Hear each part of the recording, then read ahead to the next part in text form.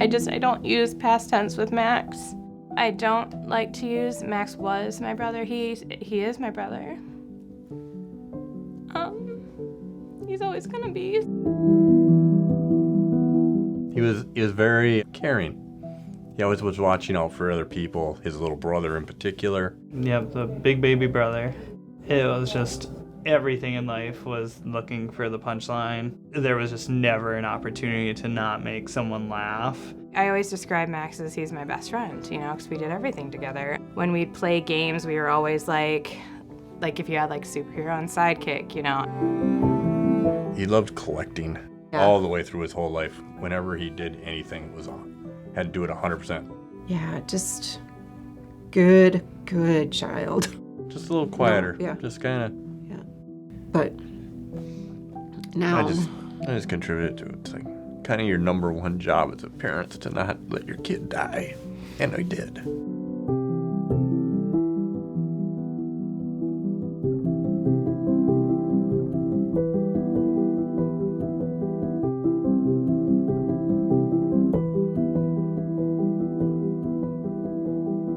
It just took off like wildfire. he needed a narcotic. But he's like, Mom, after the third day, I felt a shift in my brain.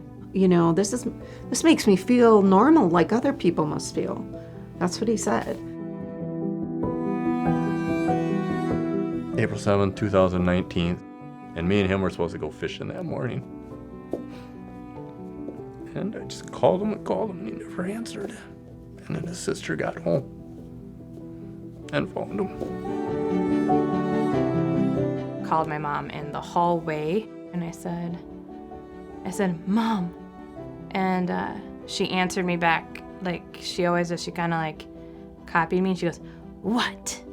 And I was like, Mom, get here right now, Max overdosed. And she just said, I think she said, "Oh, Jesus," and she hung up. And then I called my dad too, and my dad just said, he said, "No." And I said, "Yeah." His eyes were closed, but his body was gasping for air.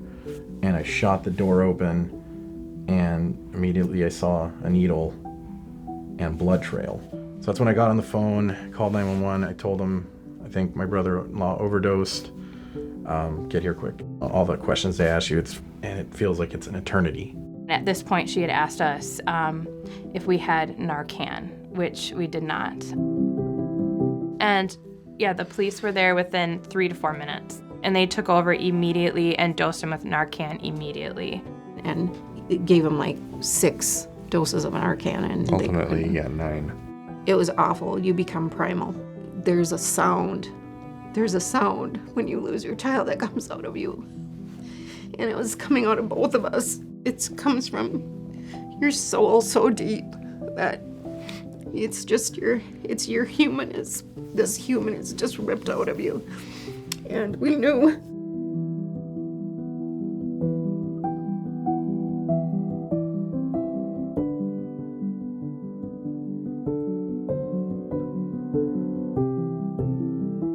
In the past year, I have become a mom to my own son. It just reminds me of the work that, needs to still be done and the heartbreak that's still happening. The Steve Remler Hope Network is an organization that was founded and based off of really the grief of a mother and father who lost their son to an overdose. Naloxone became something that nobody even heard of to something that has become free, easily accessible. Education of it has become extremely popular.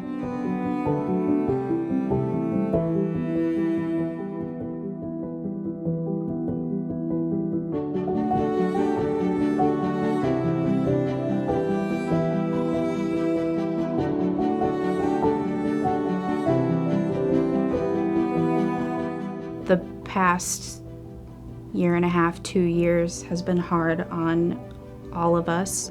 We're predisposed to cope with hard things in certain ways. Naloxone, we have distributed a lot of kits this year, over 12,000, which is more than we've ever done in a single year. Fentanyl is a huge problem right now. One of our strategies for combating the increase is fentanyl test strips, which is a great harm reduction tool. I would like us to get in this world to a place where I don't have to worry about the fact that the number one way statistically my son's going to die is from an opioid overdose. I would love it if, we can get to a place where that's not a concern of mine every day he walks out the door, and that's not a fear. I have a huge fear of people forgetting them. Yeah. So I go to therapy for that, because to me that would just be horrible. Mm-hmm. So we celebrate his birthday. We go fishing every year where we were supposed to go. This is what I would tell any parent that lost their child. Anytime I have a memory, I write it in this journal. Oh, yeah, he liked that. Oh, yeah, I remember when he made me pull over because the white daisies on the side of the road were in bloom and he was little and said, Mama, those are my favorite pullover. And now, I remembered that, so I wrote that down. So it really puts it in perspective of you never know when that last time's gonna be when you see him. With grief, you always go through the what if, and one of my what ifs that I will carry with me for the rest of my life is, well, what if I had had Narcan, with me? Like, what if I had had it that day? To me, it's just saying my family and my friends that I'm ready to love them and take care of them in any situation, whether they need a Band-Aid for a cut, a pill for a headache, or Narcan for an overdose. I always thought you could break from it and have some rest. But ultimately, it always came back and got you. I was so proud of you. Always am, always will be. And I hope you're getting the rest that you so deserve.